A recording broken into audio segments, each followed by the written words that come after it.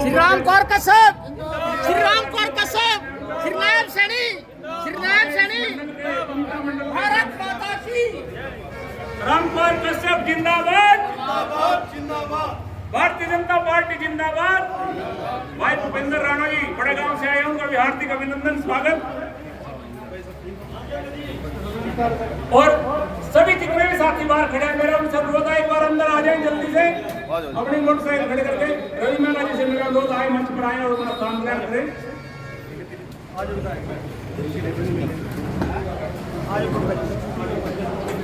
आप सभी ने मोटरसाइकिलों का खंडेर जी हमारे बहुत ही वरिष्ठ साथी हैं, उनका भी हार्दिक अभिनंदन। सतीश राणा जी हमारे बीच में आए हैं, मोहित राणा जी बड़े गांव से, सुरेंद्र प्रताप जी, सुरेंद्र हमारे किसान मोर्चा के हमने मंच पर आए आदरणीय धर्मपाल जी, सभी भाई जो खड़े हैं भाई। अच्छा, डॉक्टर राजकुमार जी हमारी बिरादरी के अखिल भारतीय रोड महासभा के पूर्व में प्रधान रहे, पहुंचे हैं। सभी ग्राम वासियों की तरफ से हम उनका तहे दिल से स्वागत करते हैं, अभिनंदन करते हैं। मंच पर उपस्थित हमारे जितने भी भारतीय जनता पार्टी के पदाधिकारी हैं, उन सभी का भी यहाँ पहुंचने पर, जो विभिन्न गाँव से, हमारे आसपास के गाँव से, मंडल से पहुंचे हैं, उन सभी का भी हम यहाँ पहुंचने पर स्वागत करते हैं, अभिनंदन करते हैं। जिस प्रकार अभी विधायक साहब से बात हो रही थी, उनका भी शेड्यूल बहुत बिजी है, कार्यक्रमों में लेट चल रहे हैं, तो हम भी ज्यादा समय नहीं लेंगे और अपने प्रिय विधायक जी को सुनने के लिए हम सभी यहाँ इकट्ठा हुए हैं।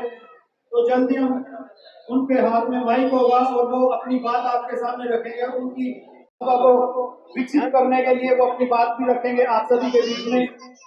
तो हम तो यहाँ पर गाँव बलड़ी में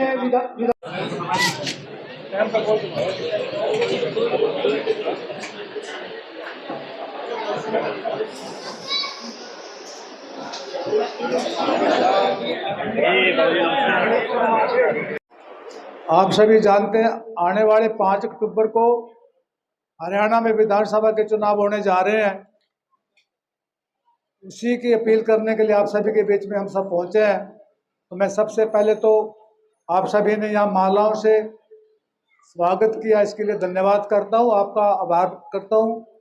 और काफ़ी समय से आपने वेट की, हम लेट चल रहे हैं, 1-1.5 घंटा, तो लेट के लिए क्षमा चाहेंगे क्योंकि गर्मी का मौसम है। तो मैं बात कर रहा था, मैं भी, मेरे से पहले सभी वक्ताओं ने विस्तार से चर्चा की आपके साथ कि किस प्रकार से हमारी पार्टी ने, चाहे वो केंद्र की सरकार है चाहे प्रदेश की सरकार है, किस प्रकार से आपके लिए कितने काम जनता के लिए किए, आपके लिए किए, कितने ऐतिहासिक निर्णय हमारी केंद्र की सरकार ने लिए, हमारी प्रदेश की सरकार ने पहले मनोहर लाल जी के नेतृत्व में काफ़ी निर्णय लिए गए, काफ़ी काम किए गए।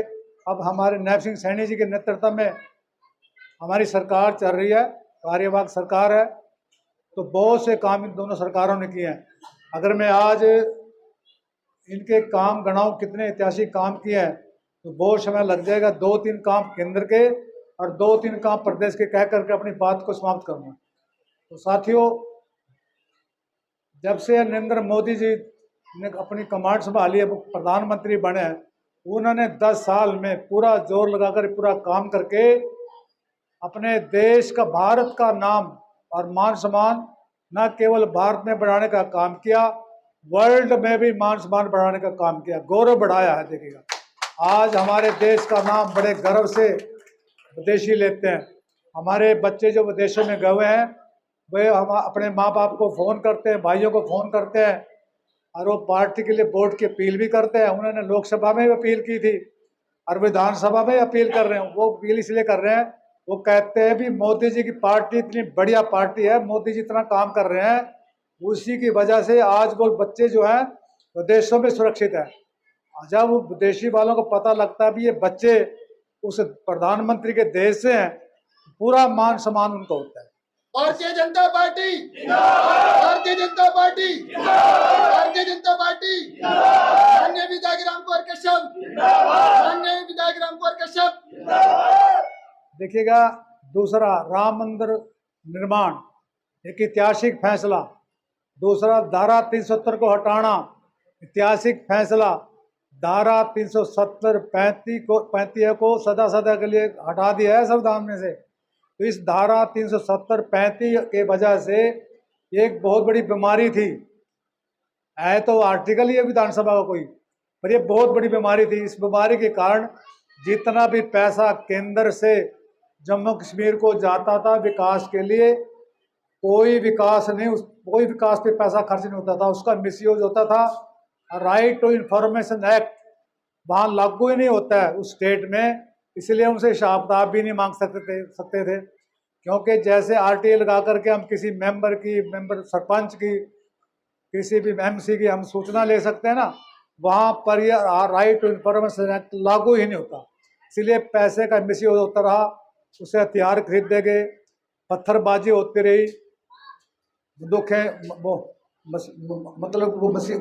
चलती रही, ठीक है ना, जिसके कारण 42,000 हमारे नागरिक सैनिक शहीद हो गए उसमें, इसी धारा 370 की वजह से। और 35 धारा यह है, किसी को भी जम्मू कश्मीर को छोड़ करके बाहर के प्रदेश के किसी भी व्यक्ति को वहां पर एक मरला जमीन खरीदने का अधिकार नहीं था। क्या नहीं था? अधिकार ही नहीं था। किसी भी हमारे युवा को वहां शादी करने का अधिकार नहीं था किसी लड़की के साथ। अगर शादी कर लेता था उसकी नागरिकता खत्म। अगर वही लड़की पाकिस्तान के साथ शादी कर लड़के के साथ, उसकी डबल नागरिकता।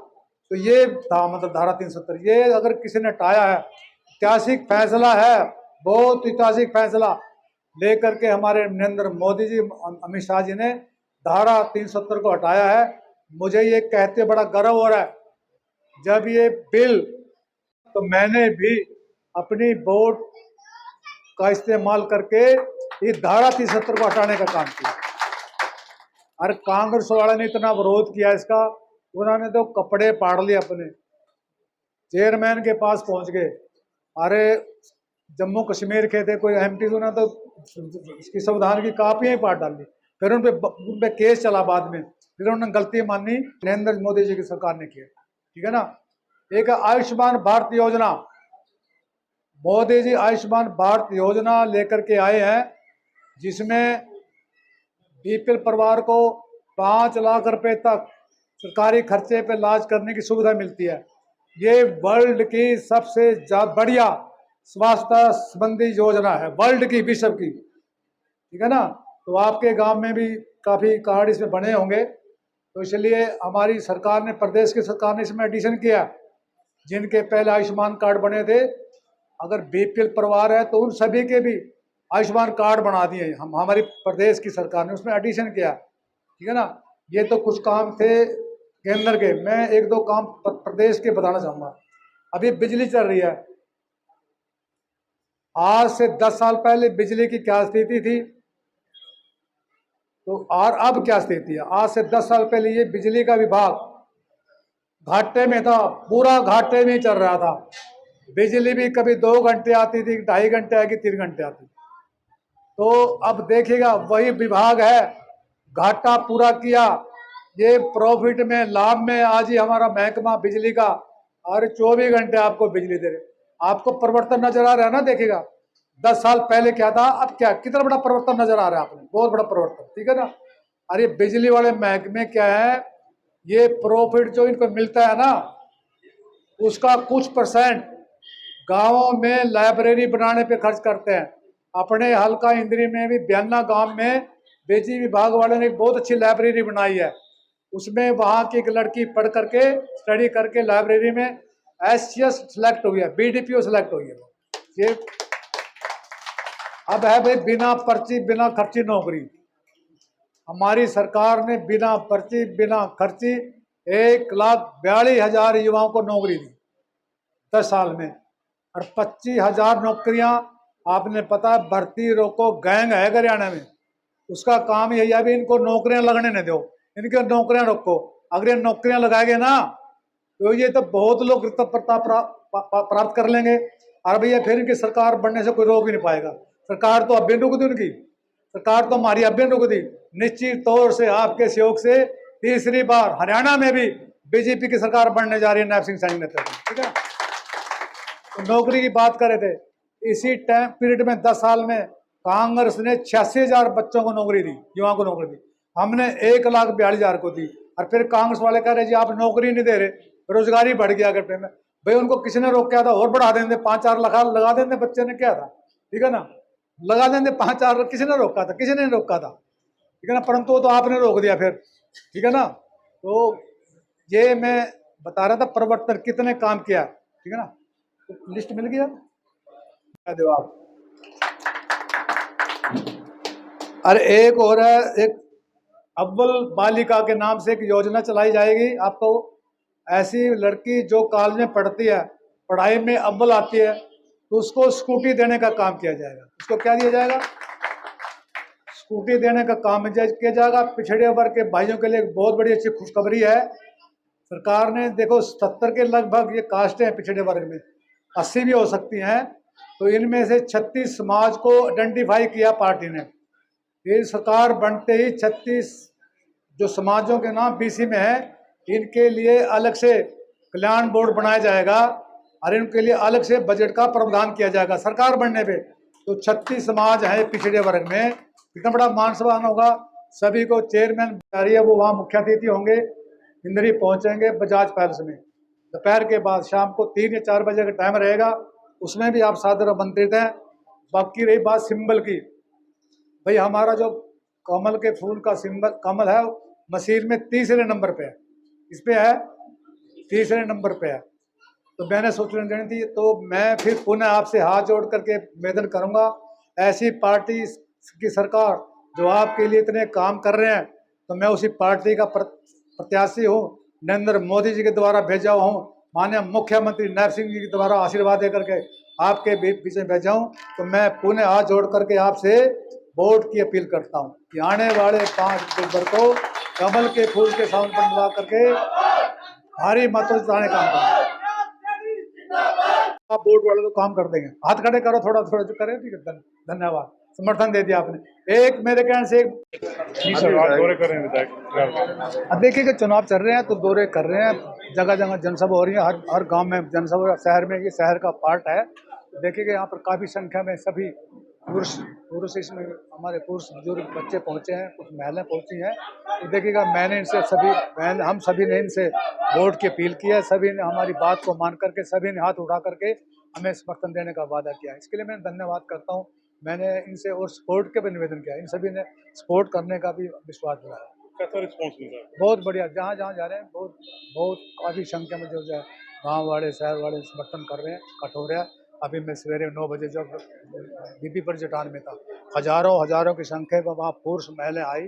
तो हमारे गुलाब सैनी जी जो हमारे सांसद थे कनेडा से, वो आए थे, और एक वहाँ पर जो सैनी युवा कमेटी है उन्होंने आयोजन किया था, हजारों संख्या में इकट्ठे किए, सभी ने हाथ उठा करके पार्टी को समर्थन देने का वादा किया। कुलपुरा में कोई रैली भी कर, हाँ, कुलपुरा में एक रैली है, रैली की छोटी सी जनसभा है, उसमें हमारे माननीय मनोहर लाल जी जो हमारे कैबिनेट मंत्री वो आ रहे हैं, और 26 तारीख को इंदरी में एक बहुत बड़ी रैली करने जा रहे हैं बजाज पैलेस में।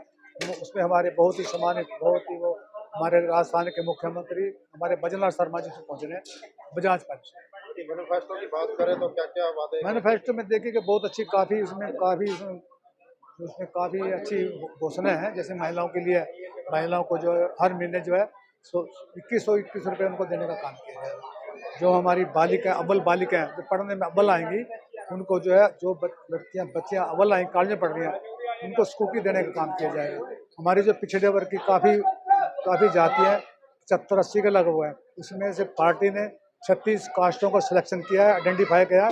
सरकार बनने के बाद ही उन जातियों का के लिए अलग से उनका बोर्ड गठन किया जाए, कल्याण के लिए उनको अलग से बजट दिया जाए।